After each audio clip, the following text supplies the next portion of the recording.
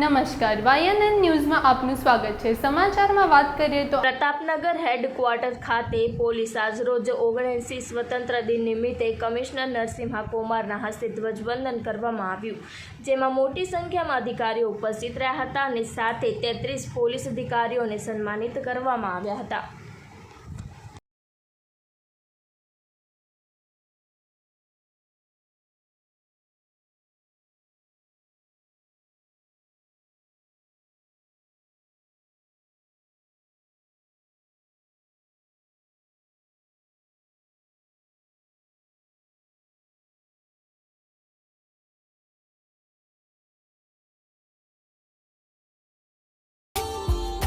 Subscribe now and press the bell icon.